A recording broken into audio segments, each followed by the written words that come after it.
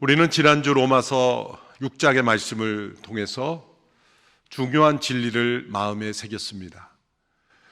우리가 그리스도를 따를 수 있는 근거는 우리의 결단이나 열심이 아니라 그리스도께서 십자가에서 행하신 사건에 근거한다는 것입니다. 우리는 이미 그리스도와 함께 십자가에서 죽었고 그리스도의 부활하심으로 인해 새 생명을 선물로 받은 사람들이라는 그 사실을 우리 스스로가 여겨야 한다, 인식해야 한다, 끊임없이 되새겨야 한다는 말씀입니다. 죄에 대하여는 죽은 자요, 하나님께 대하여는 산 자로 여기라 라는 말씀을 우리는 주목해야 합니다. 여기라 라는 이 단어는 사실을 사실대로 받아들이고 그 사실이 삶 속에서 나타나도록 주장하라는 뜻입니다. 우리가 흔히 의식화라는 말을 씁니다. 사실이 아닌데 신기루와 같은 이념을 마치 사실처럼 믿게 하는 의식화는 매우 위험한 것입니다. 그러나 사실을 사실로 인식하고 그 사실대로 살아가도록 하는 의식화는 매우 중요한 것입니다. 우리 신앙에 있어서도 예수 그리스도께서 이루신 일, 하나님께서 예수님을 통하여 이루신 그 사건이 그를 믿는 자들에게 어떻게 역사하는지를 우리가 믿을 뿐만 아니라 그 믿음 안에는 바로 그것을 사실로 여기는 인정과 또한 받아들임이 필요하다는 것입니다. 믿음이 사실을 만들어 내지는 못합니다. 사실이 아닌 것을 사실로 바꾸는 것이 믿음이 아닙니다. 불가능한 것을 가능하다고 우기는 것이 믿음이 아닙니다. 믿음이란 이미 이루어진 사실을 있는 그대로 받아들이고 그것을 붙드는 손인 것입니다. 앤드류 머레이 목사님이 이렇게 잘 정의했습니다. 믿음은 사실을 만들어내지 않는다. 믿음은 이미 존재하는 사실을 붙드는 손이다라는 것입니다. 예수님을 믿는 사람들이 어떻게 그리스도를 따를 수 있습니까?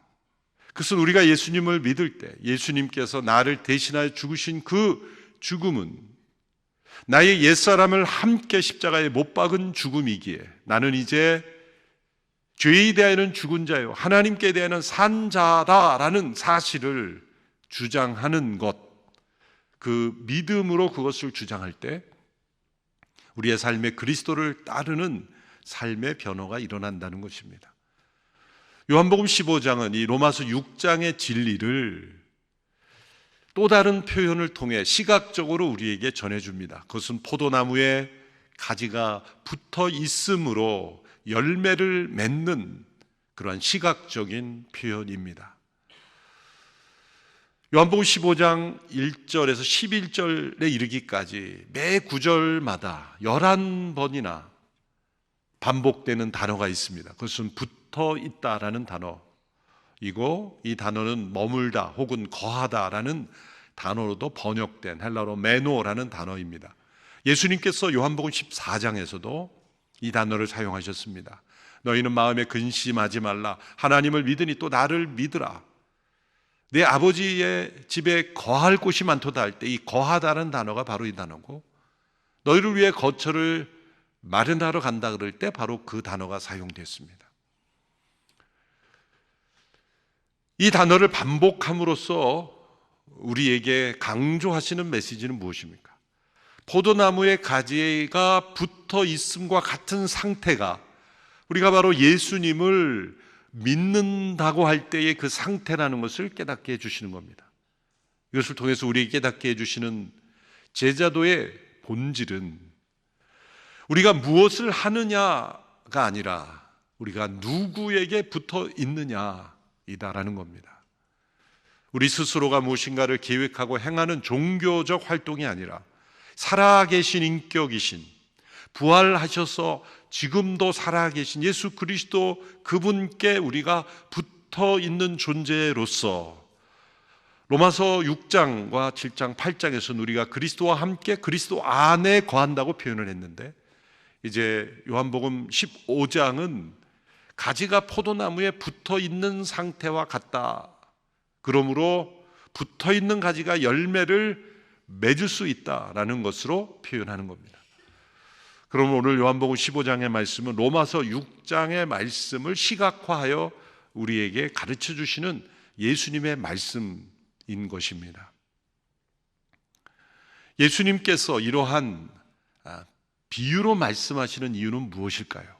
이것은 포도나무라는 이미지가 구약 전체에서 이스라엘 백성들을 가르치는 그러한 이미지로 사용되었기 때문입니다. 당시에 예루살렘 성전에 황금으로 만들어져 가고 있던 포도나무가 있었다고 합니다.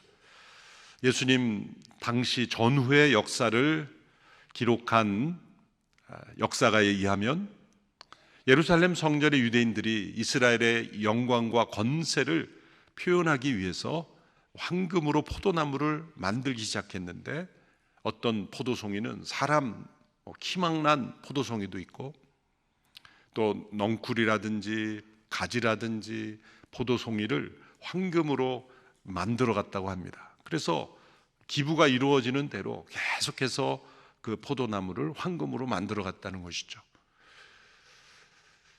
예수님 당시의 제자들도 그러한 황금 포도나무가 성전에 만들어지고 있다는 것을 알았을 것입니다. 그러나 예수님은 나는 참 포도나무여 너희는 가지라는 이 말씀을 통해서 황금으로 포도나무를 만든다고 해서 그것이 진정 포도나무인가? 도리어 구약의 여러 선지자들의 지적에 의하면 이스라엘 백성들이 열매 맺지 못하는 하나님의 백성으로 책망받을 때 너희는 들포도를 맺는 포도나무다. 너희들은 진짜가 아니다. 하나님이 원하시는 열매를 맺지 못한다는 책망을 많이 받았다는 것을 우리에게 상기시켜 줍니다. 나는 참 포도나무 너희는 가지라라고 할 때 이 원문으로 직역을 하면 나는 포도나무요 그것은 참된 것이라 강조를 하셨습니다.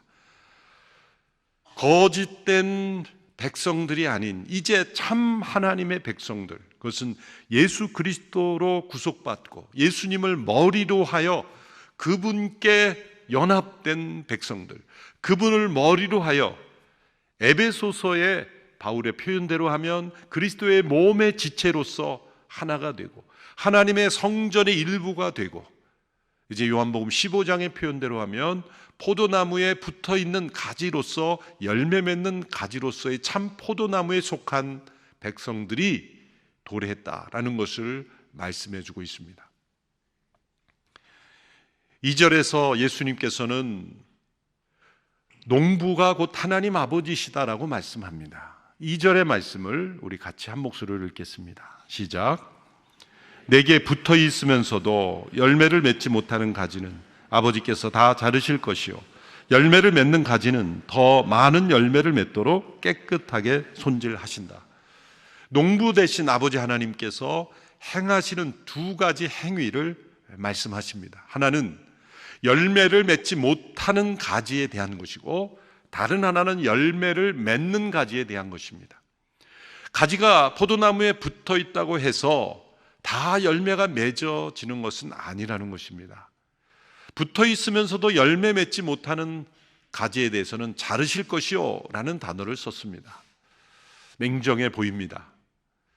열매가 없으니 너는 이제 끝이다 라고 가위질 하시는 것처럼 느껴질 때는 매우 냉정한 느낌이 다가옵니다.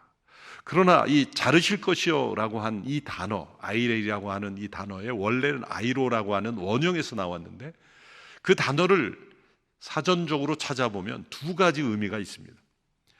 가장 많이 사용되는 단어는 바로 들어올리다, 높이 들다라는 의미입니다. 그리고 두 번째 사용되는 용어가 바로 자르다라는 겁니다. 그래서 어떤 학자들은 대부분 성경 번역이 이 문맥의 흐름을 보면 열매 맺지 못하는 가지를 들어 올리다라고 하니까 어색한 것 같으니까 두 번째 자르다라는 게 맞는 것이다라고 해서 자르다라는 번역으로 가버린 것입니다. 개정 번역에도 제하여 버리고 그랬고 대부분 영어 번역에도 take away라는 단어를 써버렸습니다. 그런데 첫 번째 이 단어의 용례들을 살펴보면 높이 들어 올리다라는 단어인데 이 비유가 포도나무의 농사라는 배경 속에서 주어진 것을 보면 그것은 첫 번째 용례와 두 번째 용례가 다 해당이 되는 것입니다. 포도는 그 가지가 뻗쳐나가면서 열매를 맺는데 그 가지가 무성하게 되면은 이 가지가 무거워서 처지게 되죠. 그래서 만일 가지가 땅에 처지게 되면, 땅에 붙게 되면 포도가 열려도 먹을 수 없는 포도 열매가 됩니다. 다른 고구마나 감자나 호박이나 이렇게 이 땅의 자양분을 먹으면서 또 땅에 속한 균이나 병충해를 이겨내는 강인함이 없기 때문에 포도는 땅에 붙어서 자란다, 이것은 100% 못 쓰게 돼버리는 거죠. 포도는 반드시 가지가 땅에서 떨어져 높이 들려져 있어야 햇빛도 받고 그리고 병충해로부터 보호를 받을 수 있는 겁니다. 그러므로 포도나무를 재배하는 농부가 가지가 뻗어나가면서 땅에 처지지 않도록 높이 들어주는 것과 동시에 또 한 가지 행위는 가지가 불필요하게 많이 뻗음으로써 무겁지 않도록 하기 위해서는 생장점, 그러니까 이 가지가 자라나게 하는 그 생장점을 잘라준다고 합니다. 그럼으로써 그 영양분이 포도 송이로 갈 수 있도록 해주는 것입니다. 그러므로 이 말씀을 다시 이러한 배경을 이해하고 읽게 되면 붙어 있으나 열매를 맺지 못하는 가지는 땅에 처져 있거나 혹은 가지가 너무 무성해 있으므로 들어 올려주기도 하고 또한 열매 맺도록 가지를 쳐주는 일도 하는 것입니다. 그러므로 열매가 없으니 너는 이제 끝이야 라고 잘라버리는 그런 냉정한 농부의 행위가 아니라 어떻게든 열매를 맺을 수 있도록 도와주고 섬기고 돌보는 그런 농부의 수고를 표현하는 단어인 것입니다.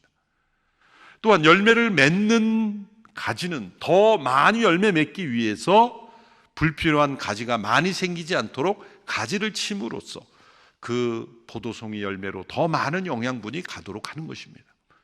그러므로 자르다는 것 그리고 가지를 친다는 것, 그것은 포도를 농사 짓는 농부의 섬세한 손길과 돌봄을 의미하는 표현인 것입니다.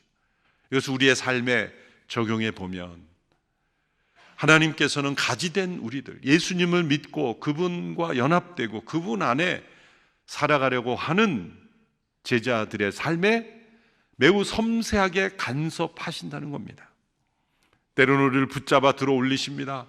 우리는 자꾸 이 땅에 속한 탐욕적인 땅에 속한 그러한 인생으로 자꾸 내려가도록 하지만 우리를 뽑아서 들어 올리고 그리고 불필요한 가지들을 쳐내시는 것입니다. 원치 않는 시련과 고난, 내가 원하는 인생의 방향이 아닌 방향으로 하나님께서 내 인생을 바로 잡으실 때로 그것은 고통스럽게 여겨집니다. 그러나 농부이신 아버지께서 우리의 삶을 붙잡아 높이 들어주시고 햇빛을 받을 수 있도록 해주시고 그리고 불필요한 인생의 에너지를 낭비하지 않도록 열매 맺도록 가지치시는 것, 그것은 곧 우리 가지들을 향한 농부의 사랑이듯 우리 인생을 향한 농부이신 아버지의 사랑이심을 기억해야 합니다. 히브리서 12장 6절의 말씀에 주께서 사랑하시는 사람을 연단하시고 아들로 받으신 사람들마다 채찍질 하신다는 말씀이 바로 이 의미의 말씀입니다. 우리를 가지치실 때 그것은 우리를 사랑하시고 돌보시는 아버지이며 우리가 그리스도께 접붙임 바 된 인생이라는 것을 도리어 확인시켜 주는 것입니다. 제가 20여 년 전 미국 가기 전에 한 맡았던 공동체에서 어떤 성도님들이 예수님을 믿지 않다가 이제 예수님을 막 믿기 시작했는데 이상한 일들이 자꾸 일어나는 거예요. 원치 않는 일이 일어나고 건강에 어려움이 생기고, 아니 예수님 믿지 않았을 때는 평탄하게 잘 살았던 것 같은데 예수님 믿기 시작하니까 왜 이렇게 힘든 일들이 생기는가? 그런 상황에 예수님 믿으면 더 인생이 잘 되고 내가 원하는 대로 평탄하게 돼야 될 것 같은데 왜 정반대처럼 보이는가? 그것은 바로 하나님께서 이제 예수 그리스도께 접붙임 받은 가지가 되었기 때문에 이제는 내버려 두시지 않는다는 겁니다. 이제는 더 정결하게 하기 위해, 거룩하게 하기 위해, 더 열매 맺게 하기 위해서 하나님께서 다양한 방법을 통해 간섭하시는 것입니다. 우리를 사랑하시는 손길이라는 것입니다. 4절의 말씀에서 예수님 우리에게 또 한 가지를 강하게 명하십니다. 4절 말씀 함께 읽습니다. 시작. 내 안에 머물러 있으라. 그러면 나도 너희 안에 머물러 있을 것이다. 가지가 포도나무에 붙어 있지 않으면 스스로 열매를 맺지 못하는 것처럼 너희도 내 안에 있지 않으면 열매를 맺을 수 없다. 내 안에 머물러 있으라. 또 이 동사가 반복되며 이번에는 명령형으로 나옵니다. 계속해서 끊임없이 머무르라. 이것을 잘못 이해하면 우리가 예수님께 스스로 붙을 수 있다고 생각해서는 안 됩니다. 우리 스스로가 예수님께 우리 자신을 붙이는 것이 아니라 예수님께서 이미 우리를 붙잡고 계신 것입니다. 그리고 그것을 우리 스스로가 의식하며 인정하며 받아들이라는 겁니다. 다시 앤드류 머레이 목사님의 책을 통해 해석을 하면 이렇습니다. 머물러 있으라는 그리스도의 명령은 붙어 있어라는 명령이 아니라 가지는 이미 붙어 있습니다. 이 명령은 붙어 있다는 사실을 의식적으로 인정하고 그 사실 안에서 살라라는 겁니다. 그러면 머물러 있으라는 어떤 행함을 말하기 전에 받아들이고 그것을 의식하고 그리고 인정하는 것, 그것을 의미하는 것입니다.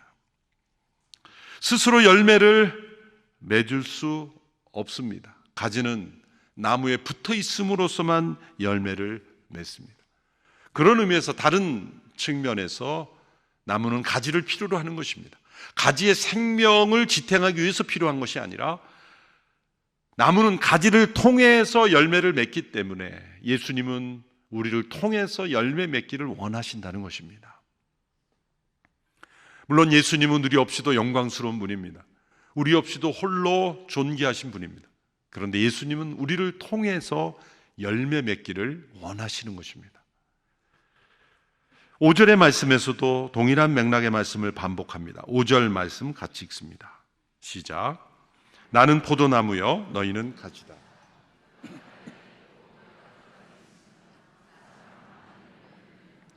나를 떠나서는 너희가 아무것도 할 수 없다. 놀라운 말씀입니다. 나를 떠나서는 너희가 아무것도 할 수 없다. 이 말씀을 단지 사람이 했다면 이 말은 망언일 것입니다. 어떠한 위대한 지도자가, 성인이 너희는 나를 떠나서는 아무것도 할 수 없다라고 말할 수 있습니까? 이 말씀을 하실 수 있는 분은 천지를 창조하시며 만물을 그 말씀으로 그분의 뜻대로 붙드시는 분만이 이 말씀을 하실 수 있습니다. 그분은 바로 하나님이시기에 이 말씀을 하실 수가 있습니다. 그런데 생각해 보십시오. 예수님을 믿지 않는 사람들도 건강하게 행복하게 즐겁게 사업도 잘하며 사는 것 같은데 나를 떠나서 너희가 아무것도 할 수 없다는 이 말씀은 무슨 의미일까요?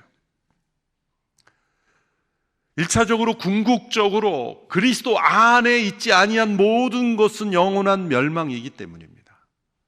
그리스도 안에 속하지 않은 것은 모두 마지막 때에 불태워질 것이기 때문입니다. 하나님은 인류에 대한 시각을 단 두 사람으로 보는 겁니다. 아담에게 속했으나 아니면 그리스도에게 속했나, 두 가지로 보는 것입니다. 아담 안에 있는 자들은 영원한 멸망이요 그리스도 안에 있는 자에게는 영원한 생명이기 때문입니다. 또한 그리스도 안에 있지 않으면 나의 모든 삶은 무의미하게 여겨진다는 것이죠. 이것이 참된 제자의 모습입니다. 나를 떠나서는 너희가 아무것도 할 수 없다. 이 말씀을 자신의 고백으로 삼는 사람은 참된 제자입니다. 이 말씀을 여러분의 고백으로 고백할 수 있습니까? 고백할 수 있다면 여러분 그리스도의 제자입니다. 주님을 떠나서는 저는 아무것도 할 수 없습니다. 이 말은 주님을 떠난 모든 삶은 나에게 아무 의미도 없습니다. 아무 기쁨도 없습니다. 아무 보람도 없습니다. 라고 고백할 수 있는 삶, 그것이 제자입니다. 제가 최근에 만난 어떤 젊은 사업가가 이런 고백을 저한테 하는 걸 듣고 큰 도전을 받았습니다. 사업이 잘 돼서 자신의 계좌에 현금이 막 쌓여가는 것을 보고 예전 같았으면 정말 기쁘고 정말 흥분되고 그랬을 것 같은데 하나도 정말 기쁘지 않더라는 거예요. 돈이 막 쌓여가는데도 하나도 기쁘지 않고 도리어 두려움이 오고 이 많은 돈이 나에게 독이 될 것 같고 주님 안에 내가 있지 않으면 이 모든 것이 나를 사로잡아 버릴 것 같아서 아무것도 나에게 중요하지 않게 여겨지는 것을 자기가 느꼈다는 거예요. 당신은 정말 예수님의 제자입니다. 그 많은 재물을 내가 주님이 기뻐하시는 곳에 사용하지 않으면 그것이 나를 삼켜버리는 위험한 독이 될 것이라는 느낌이 왔다는 거죠. 나를 떠나서는 너희가 아무것도 할 수 없다 라는 이 말씀이 우리의 삶 속에 고백이 될 때, 그렇습니다. 저는 주님과 연결되지 않는 것은 그 어떤 것도 의미가 없습니다. 나에게 기쁨이 되지 않습니다. 라고 고백할 수 있다면 열매가 맺어지는 제자가 될 것입니다. 열매는 우리 스스로 만들어 붙이는 것이 아닙니다. 가지가 스스로 열매를 생산하는 것이 아니라 가지는 나무에 붙어 있으면 저절로 열매가 나타나는 것입니다. 투두가 아니라 투비입니다. 되어지는 것이죠. 갈라디아 5장 22절 23절에서 성령의 9가지 열매를 말합니다. 사랑, 희락, 화평, 오래 참음, 자비, 양선, 충성, 온유, 절제 9가지 열매가 있습니다. 이 같은 것을 금지할 법이 없다라는 말씀이 주어집니다. 이게 무슨 말일까요? 열매는 막을 수가 없는 겁니다. 맺어지는 겁니다. 어떤 상황 속에서도 맺어집니다. 대표적인 예가 사도행전 7장에 나오는 스데반 집사님의 모습입니다. 스데반 집사가 구약의 역사를 관통하며 살아계신 예수 그리스도를 증거하는 설교를 했을 때 유대인들이 분노하며 자신들의 거짓이 드러나니까 분노하며 스데반 집사를 죽이려고 돌을 들고 수백 명이 돌을 던지려고 준비하고 있었습니다. 자신을 죽이려고 돌을 던지려는 그 사람들 앞에서 스데반 집사님의 얼굴을 조명합니다. 스데반 집사님의 모습은 천사의 얼굴과 같다 그랬습니다. 어떻게 이런 일이 가능할까요? 자신을 죽이려고 살기가 등등한 사람들, 돌을 들고 서 있는 그 사람들 앞에서 어떻게 천사의 얼굴을 할 수가 있습니까? 스데반 집사님이 보니까 누가가 자기의 모습을 언론에 내려고 나중에 사도행전에 기록할 것 같으니까 얼굴 표정을 멋있게 진 겁니까? 그건 만든 표정일 수가 없죠. 그것은 흘러나온 것입니다. 이것이 열매입니다. 되어지는 것. 내가 해야 한다라는 것 이전에 내가 그리스도께 연합된 자로 있기에 되어지는 것입니다. 그것이 열매입니다. 열매를 맺어야 한다라는 당위성으로 끝나면 안 됩니다. 우리는 열매를 맺어야 하지라는 결심보다 먼저 나는 그리스도께 붙어 있는가? 라는 질문을 던져야 합니다. 붙어 있으면 저절로 열매는 맺어지는 것이기 때문이죠.